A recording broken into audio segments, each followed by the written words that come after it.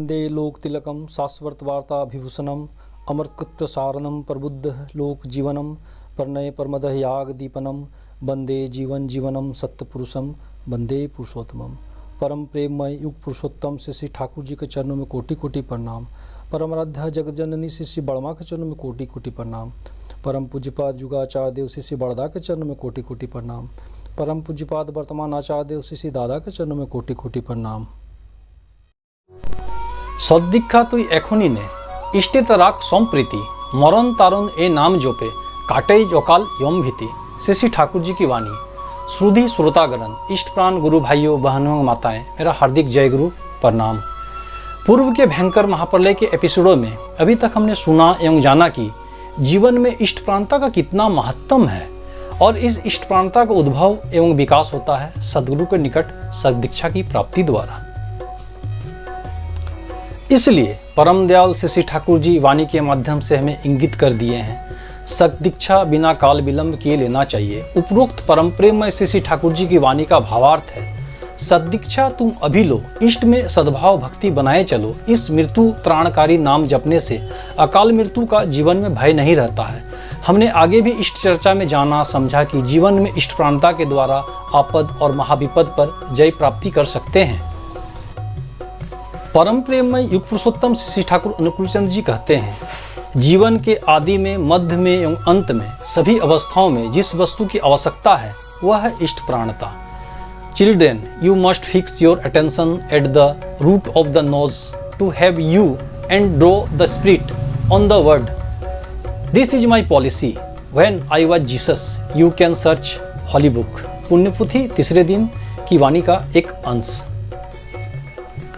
No light no synth no knowledge. प्रकाश नहीं रहने से दर्शन नहीं होता, ज्ञान भी नहीं होता है। हमने प्रभु यीशु के द्वारा कही गई वाणियों को पवित्र ग्रंथ बाइबल से प्रलयंकारी महाप्रलय भविष्यवाणियों को सुना।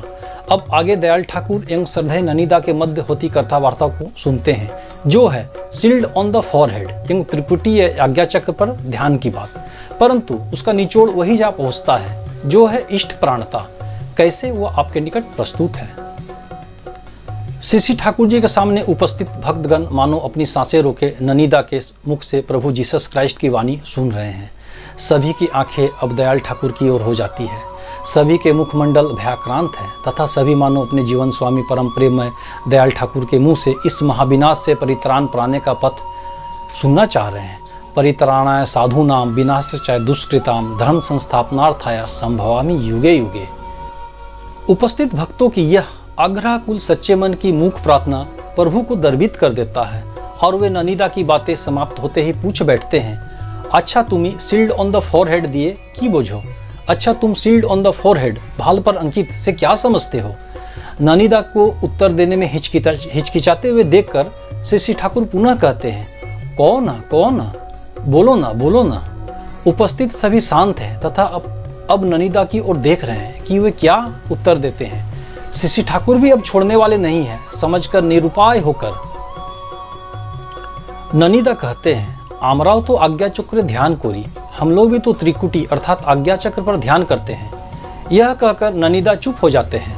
अर्थात सील्ड ऑन द फॉरहेड भाल पर अंकित की बात जो प्रभु जीसस ने कही है वह हम लोगों के लिए ही है। अर्थात उस महाविनाश से एकमात्र हम लोग ही बच पाएंगे।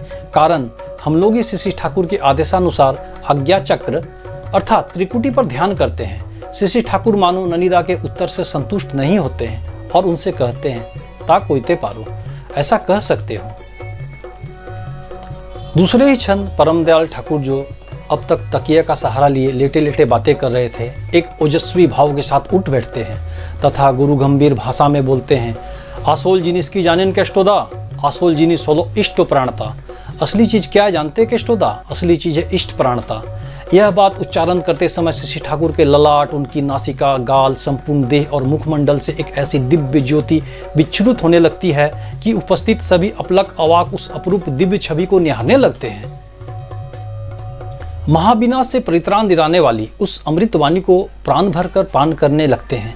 अद्भुत अविस्मरणीय बन जाता है। क्षण भर का वह दृश्य लगा जैसे अखिल ब्रह्मांड अपने उद्धारकर्ता परित्राता के श्री चरणों में त्राहिमाम कर अवनत हो गया हो। इसके साथ ही ननिदा की ओर मुड़कर परम दयाल श्री ठाकुर बोलते हैं, जे खाने जावा प्राणे प्राणे ए इष्ट प्राणता चारिये देवा।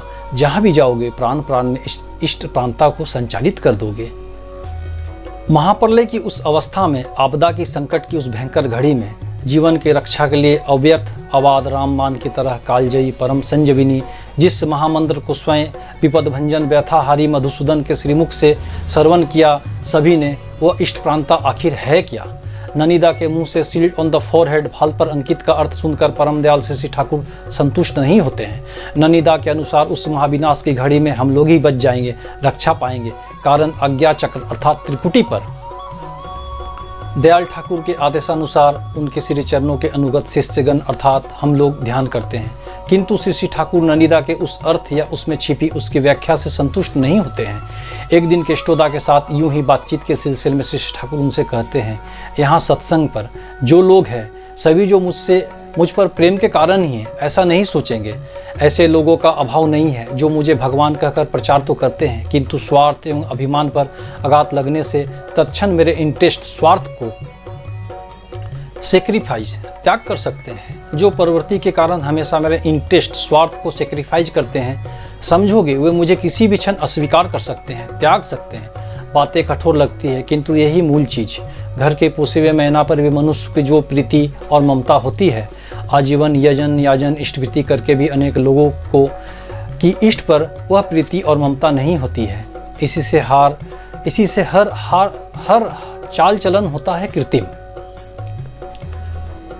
एक और दिन श्री प्रफुल्ल कुमार दासदा के साथ किसी प्रसंग में वार्तालाप करते हुए श्री ठाकुर कहते हैं, 1 घंटा यजन किया, 1 घंटा याजन किया, 5 मिनट इष्टवृत्ति किया और बाकी समय मेरे चिंतन चलन कथन के साथ इष्ट का कोई संबंध नहीं।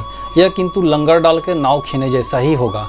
चरित्र नहीं सुधरेगा। होल टाइम हर क्षण प्रभु का आदमी बनकर चलना होगा। खाते पीते सोते उठते बैठते चलते फिरते हमेशा, जैसा कि श्री ठाकुर ने सील्ड ऑन द फोरहेड भाल पर अंकित का अर्थ अर्थात इस प्रलंकारी महाविनाश की घड़ी में बचने का एकमात्र उपाय बताया, इष्ट प्राणता। इसके बाद परम दयाल श्री ठाकुर कहते हैं, इष्ट प्राणता 3 प्रकार की होती है। सबसे अच्छा है पहला पैशन प्रीवेडिंग अटैचमेंट, जिसे वृत्ति भेदी अनुराग कहते हैं। जो वृत्ति मेरे इष्ट को फुलफिल परिपूर्ण नहीं करता उसके साथ कोई रिश्ता नहीं, और जो किसी न किसी रूप से इष्ट को फुलफिल परिपूर्ण करता है उस संबंध में मेरा कोई प्रश्न ही नहीं, उसे करना ही है।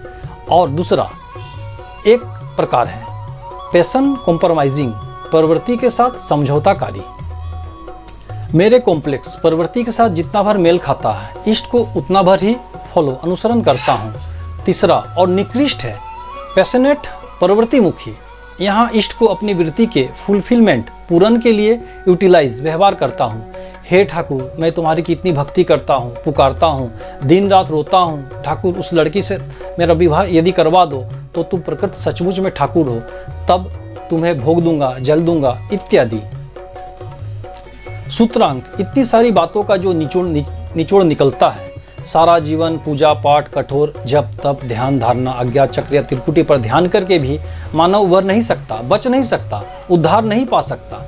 जीवन की डूबती नैया को बचाने का बस एक ही उपाय है कि मानव के जीवन देवता युग पुरुषोत्तम नर नारायण उसके प्राण के समान उठे।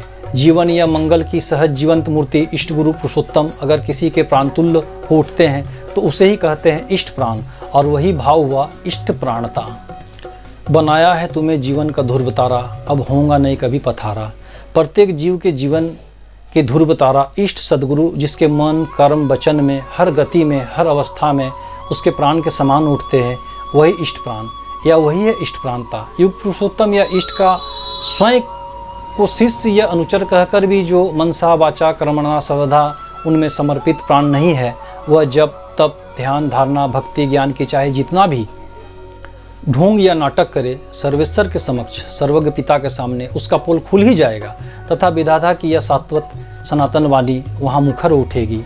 ये यथा मामह प्रपद्यन्ते प्रजाम्यहम मम वर्तामानु वर्तन्ते मनुष्या पार्थ सर्वस्व। हे अर्जुन, जो मुझे जिस भाव से उपासना करता है मैं भी उसी रूप में उसकी भंजना करता हूँ, और यही जानकर मनुष्य सभी प्रकार से मेरे पंथ को अनुसरण करता है।